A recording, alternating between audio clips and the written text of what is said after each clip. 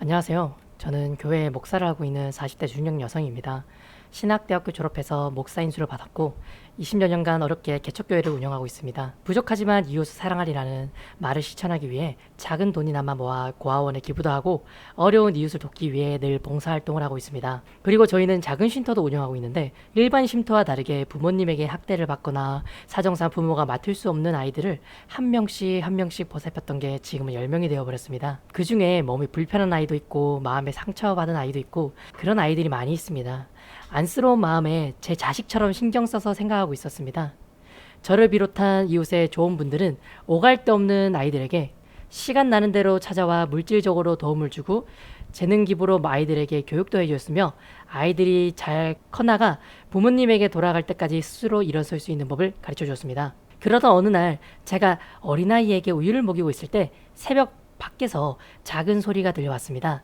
혹여 제가 소리를 못 들을까봐 작은 돌멩이 몇 개를 창문으로 던지더라고요. 저는 급한 마음으로 서둘러 바깥으로 나갔습니다. 그런데 혹시나가 역시나 딱 봐도 태어난 지 얼마 안 돼 보이는 얇은 이불로 둘러싸여져 있는 아기가 있었습니다. 차가운 바람이 불고 있는 겨울에 참 비극적인 일이 아닐 수 없었습니다. 아이의 옆에는 작은 편지가 한 장 있었습니다. 사정상 아이를 키울 수가 없습니다. 아이의 이름은 봄이이며 나중에 꼭 데리러 올 테니 그동안만 잘 부탁드립니다. 아이는 아직 예방접종도 하지 않은 상태입니다. 예방접종도 꼭 부탁드린다라는 편지였습니다. 곁에는 신생아용 분유와 젖병도 있더군요. 놀라운 건 아이는 불과 몇 시간 전에 태어났고 몸을 가풀어서 추스르기 어려웠던 산모가 아이를 살리기 위해서 필사적으로 저희 교회까지 어려운 걸음을 했던 것입니다. 저는 아이를 안고 안으로 들어갔습니다. 아이는 배가 많이 고팠던지 분유를 허겁지겁 먹더군요. 엄마의 분유를 먹이면 더 좋았을 텐데. 아이의 엄마도 가슴의 고통을 느끼며 마음이 타들어가는 심정일 것 같습니다. 이렇게 어린아이가 들어온 건 처음이라 기존에 지냈던 아이들도 도움 주시는 분들로 아이를 대하기 조심스러워했습니다. 이틀 후 아이가 눈을 뜨니 더 예쁘더라고요.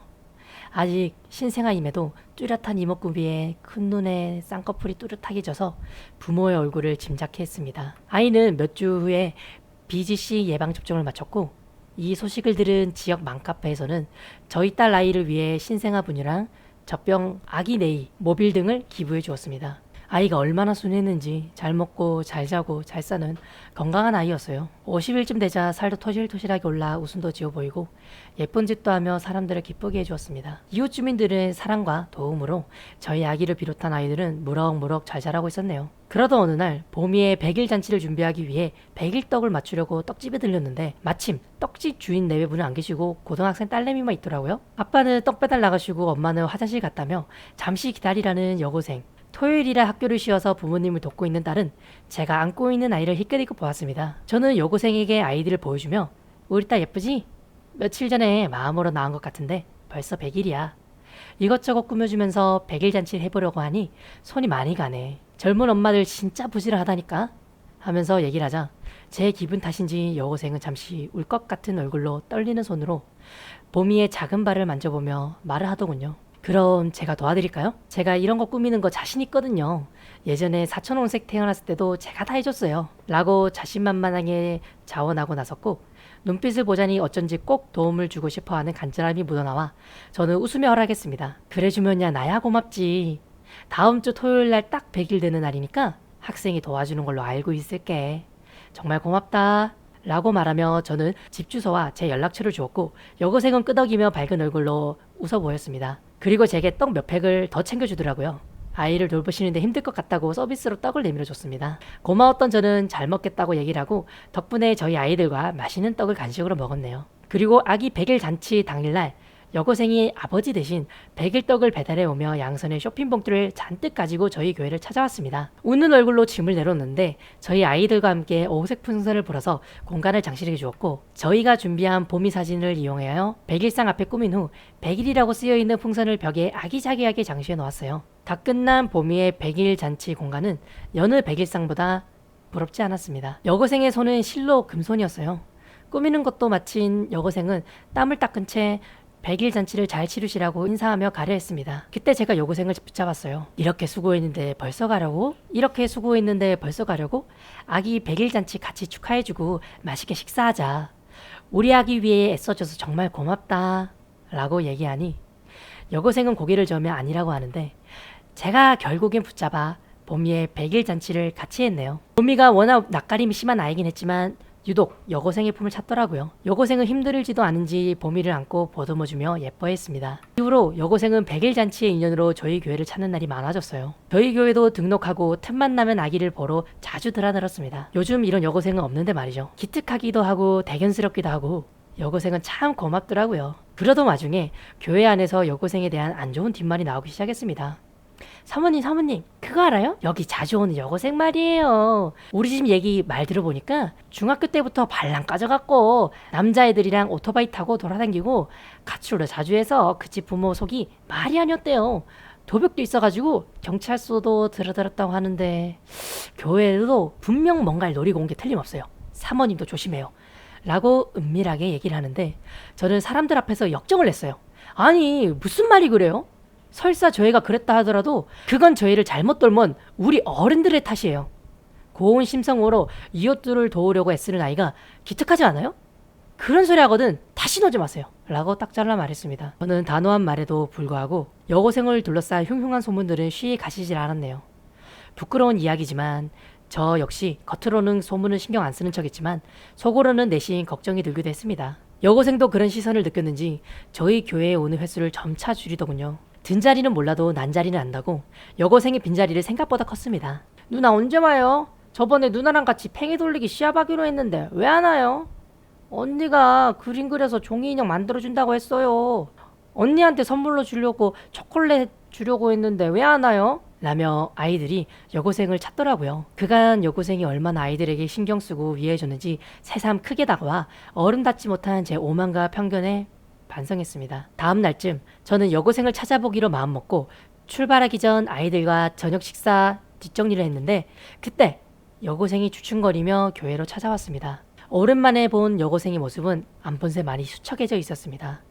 평일이었는데도 학교도 안 가고 여행이라도 가려는 건지 큰 배낭과 모자를 푹 눌러쓴 사복차림이라 당황했지만 일단 여고생을 안으로 들였습니다. 여고생을 본 아이들은 반가움에 쾌재를 부리며 달려들더라고요. 여고생은 웃으며 하나같이 다 반갑게 맞아주고 무엇보다 아기부터 챙기며 품에 안았습니다. 그때까지만 해도 여고생의 마음을 몰랐던 저는 그저 반가움으로 웃어주며 맞았네요. 반갑다. 오랜만이네. 근데 안 본 새 왜 이렇게 말랐어? 아이들이 널 얼마나 찾아낸 줄 아니?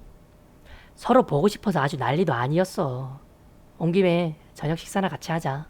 라고 하는데 여고생이 입맛이 없어서 아이들 얼굴만 보다가 갈게요. 아무래도 오늘이 아이들과 마지막일 것 같아요. 저 이사 가기로 했거든요. 그때까지만 해도 여고생의 마음을 몰랐던 저는 그저 반가움으로 웃음을 맞았네요.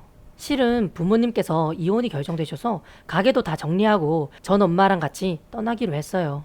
라고 하는데 마음속으로 쿵 하고 떨어지는 것 같은 느낌이 들었습니다. 다시 못 본다고 생각하니 미안하고 쓸쓸하더군요.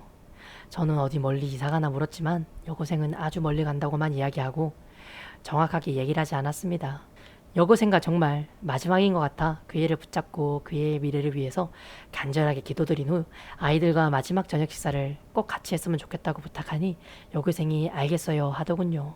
저는 아이들을 여고생에게 맡긴 뒤 저녁 식사 준비를 매진하는데 특별히 여고생이 잘 먹는 음식이 떠올라 그것을 중심으로 밥상을 차려나갔습니다. 정성껏 준비한 밥상을 들고 안으로 들어갔는데 어디에도 그 여고생이 보이지 않았습니다. 여고생만 없던 게 아니었어요. 아기도 함께 없어진 겁니다. 저는 불안한 예감이 남아 아이들에게 다급하게 물었어요. 혹시 누나 어디 갔니? 아기 데리고 나간 거야? 라고 묻자 남자아이가 제게 누나 아까 전에 봄이 응가시킨다고 화장실 갔어요. 라고 얘기하자마자 저는 후다닥 화장실로 가서 벌컥 문을 열어 확인했지만 어디에도 여고생과 봄이의 모습은 보이지 않았습니다. 스스로 어른답지 못했다라고 반성했다 했지만 여고생에 관한 안 좋은 소문은 마음속에서 떨쳐내지 못했나 봅니다. 무섭고 위험한 생각에 여고생을 의심한 상태로 정신이 반쯤 나간 채 아기를 찾아 헤맸습니다. 여고생 부모님이 운영하시는 떡집을 가보니 셔터가 내려져 있더군요.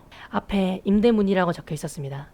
저는 주변 가게에 수소문해서 여고생 집이 어딘지 알아보았고 인근 주민을 헤맨 끝에 간신히 여고생 집에 문을 두들겼습니다. 쾅쾅쾅. 문을 있는 힘껏 두드리자 한참 있다가 어떤 남자가 나왔습니다. 떡집 사장님이신 여고생의 아버님이었죠. 저는 여고생의 아버지를 붙들고 여고생의 행방을 물었습니다.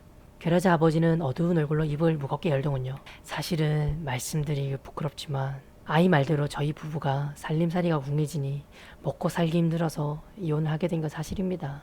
그런데 항상 사고만 치는 제 딸아이가 저희 부부 둘 다 맡길 부담스러워했고, 어차피 고3이라 조금 있으면 성인이 되니 우리가 조금만 더 참고 독립시키자 했는데, 근데 아내가 며칠 전 집을 떠나버린 겁니다. 아내가 딸 잘 키우라는 쪽지를 남긴 거 보면 같이 간 건 아닌 것 같은데, 혹시 또 그 녀석 사고 쳤습니까? 라고 얘기하는데 마음이 아파왔습니다. 부모가 자기를 서로 떠맡기 싫어했을 때 마음이 오죽했을까요? 집을 떠난 지 꽤 오래됐다고 하니 아버지도 딱히 행방을 모르는 것 같았고, 저는 혹시나 단서가 될 만한 게 있을까 싶어 아이의 방을 봐도 되냐고 했네요. 작은 골방, 조심스럽게 아이의 흔적을 보았는데 전 아이의 방을 살펴보다가 충격적인 것을 보아야 말았습니다. 바로 구석에 숨겨져 있던 상자 속 복대 안에 돌돌 말린 초음파 사진들이었네요. 그리고 놀랄만한 건 그때부터였습니다. 초음파 사진 속 날짜를 보니 태아의 출생 예정일이 바로 아기 생일이 아니겠어요? 그리고 다른 사진 아래 또박또박 써져 있는 아기 태명. 봄이. 맙소사 이런 일이. 봄이가 바로 여고생의 딸이었던 겁니다. 학생 신분으로 아이를 낳았으니 기를 수도 없고 차마 입양 보낼 수도 없고, 그래가지고 저희 교회 앞에 놓았던 거죠. 봉사활동을 빌미로 계속 딸이었던 아기를 지켜봐 왔던 겁니다. 부모가 얼마나 삶에 찌들어 아이에게 관심을 주지 못했던 건지 아버지는 딸에 대해 아무것도 모르는 것 같더군요. 저는 여고생 아버지께 만약 여고생이 오면 다 괜찮으니 저희 교회로 오라고 전해달라고 했고, 힘없이 터덜터덜 교회로 돌아왔습니다. 사람들은 아기가 없어진 줄 알고 걱정하며 어딜 갔냐고 했는데 저는 아기 엄마가 와서 데려갔다고 밖에 할 말이 없더군요. 아기를 이제 와서 여고생 딸이라고 말하기도 그렇고, 자칫 여고생뿐 아니라 봄이까지 상처받을 수 있으니 그저 입 꾹 닫고 있을 뿐이었습니다. 그리고 한 달이 채 못 지났을 때, 어둑어둑해졌을 때 무렵 밖에서 아이 우는 소리가 선명하게 났습니다. 제 짐작컨대 분명 아이의 울음소리 같았습니다. 제가 얼른 밖으로 나가보니 아니라 다를까 아기가 앞에 놓여져 있는 상태로 울더군요. 봄이의 첫 만남의 데자뷰 같았습니다. 너가 아기 엄마 맞지? 너 혼자 그동안 힘든 거 잘 알아. 혼자 버티기 힘들 때는 손님이면 얼마든지 잡아줄 테니까 아무 걱정 마. 우리 부모로서 봄이를 같이 사랑으로 키우고 처음부터 다시 시작해보는 거 어떻겠니? 라고 얘기를 하자 역시나 잠잠하더군요. 저는 아무 소리 내지 않고 조용히 여고생의 옆에 대답을 기다렸습니다. 한참의 시간이 흐르고 여고생은 조용히 울먹거리며 바닥에 눕혔던 봄이를 다시 안아주었고, 전 그 아이와 봄이를 같이 안아주었어요.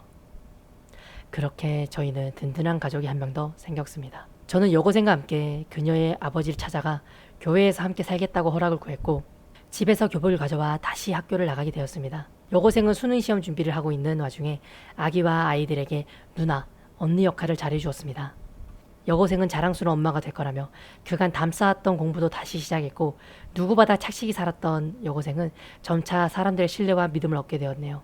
덕분에 아기는 엄마 품에서 사랑을 듬뿍 받으며 잘 자라고 있습니다. 봄이 이야기